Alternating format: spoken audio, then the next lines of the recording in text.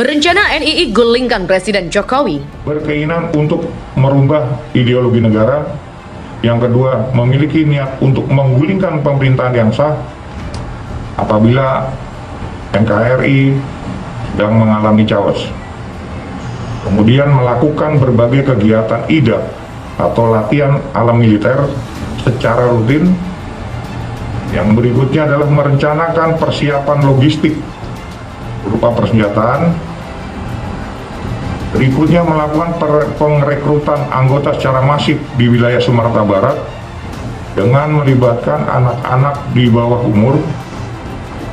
Kemudian terhubung dengan kelompok teror di wilayah Jakarta, Jawa Barat, dan Bali. Dalam konteks ancaman nyata seperti itu, Densus 88 Anti Teror Polri ya, yang dibekali dengan Undang-Undang Nomor 5 Tahun 2018 tentang tindak pidana terorisme memungkinkan untuk melakukan upaya pencegahan, yaitu yang sering disebut strategi preventive justice, preventive strike, yaitu menangkap, menindak untuk selanjutnya untuk diproses hukum. Jadi kalau ada DI yang menyatakan bahwa mereka akan menggulingkan pemerintahan, saya juga baru tahu itu kalau ada faksi yang seperti itu, karena setahu saya program mereka itu selalu berjangka panjang.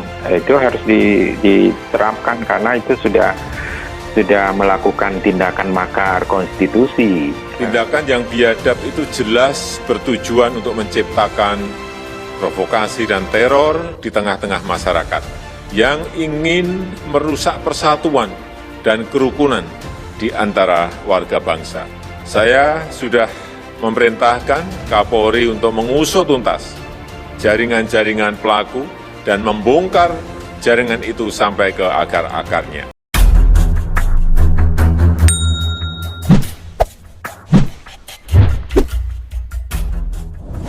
Negara Islam Indonesia atau NII berniat menggulingkan Presiden Joko Widodo dan mengubah ideologi serta sistem pemerintahan di Indonesia.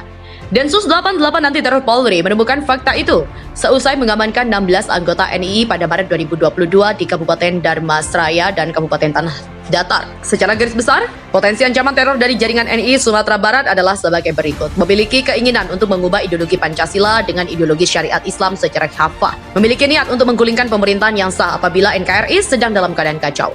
Kata Kabak Banops Densus 88 Kombes Pol Azwin Siregar dalam keterangan tertulisnya Senin 18 April. Azwin menerangkan visi misi jaringan NII di Sumatera Barat ditemukan dalam bentuk dokumen tertulis. Menurut dia, visi misi serupa dengan NII Kartosuwiryo. NII di Sumatera Barat akan mengganti ideologi Pancasila dan sistem pemerintahan Indonesia saat ini dengan syariat Islam, sistem khilafah dan hukum Islam. Azwin mengungkapkan salah satu rencana yang tengah dipersiapkan oleh jaringan NII Sumatera Barat ialah menggulingkan Presiden Jokowi. Azwin menyampaikan penegakan hukum terhadap anggota jaringan NII di Provinsi Sumatera Barat dilakukan sebagai salah satu upaya mengungkap struktur dan menekan perkembangan jaringan NII baik di tingkat kewilayahan hingga ke pusat.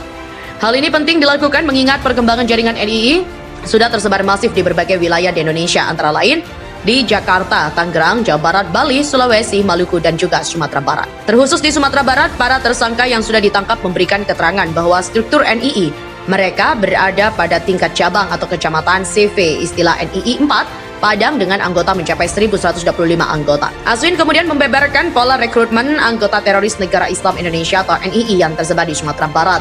Usai ditangkapnya 16 anggota NII di Kabupaten Dharmasraya dan juga Kabupaten Tanah Datar selama bulan Maret 2022. Azwin mengatakan, dari penangkapan terhadap 16 anggota NII Sumbar terkuak pola kelompok itu dalam merekrut anggota-anggota baru, di mana bisa mencapai ribuan di berbagai tingkat wilayah. Wilayah organisasi NII di Sumatera memiliki struktur mulai pada tingkat cabang, kecamatan hingga CV, istilah NII 4 Padang dengan anggota mencapai 1.125 anggota dengan 400 anggota aktif, di mana sekitar 400 orang diantaranya merupakan personel aktif dan selebihnya non-aktif dan sudah berbaiat namun belum aktif dilibatkan dalam kegiatan NII yang sewaktu-waktu bisa diaktifkan bila perlu. Selanjutnya Azwin mengatakan dari pola perekrutan berjenjang NII cabang 4 Padang yang terbagi dalam 5 ranting, UD yang masing-masing berhasil menghasilkan anggota sekitar 200 orang.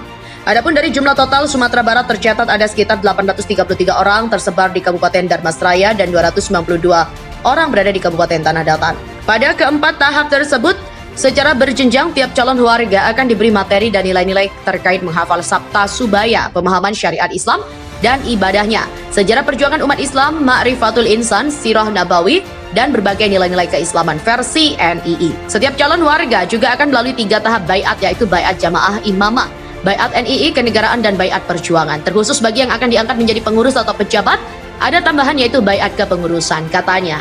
Selama proses perekrutan anggota NII, kata Aswin, mereka melakukan tanpa memandang jenis kelamin dan batas usia dengan adanya sejumlah anak di bawah umur yang tercatat sebagai anggota. Hal ini terbukti dengan ditemukannya 77 orang anak di bawah umur 17 tahun yang dicuci otak dan dibaiat untuk sumpah setia kepada NII.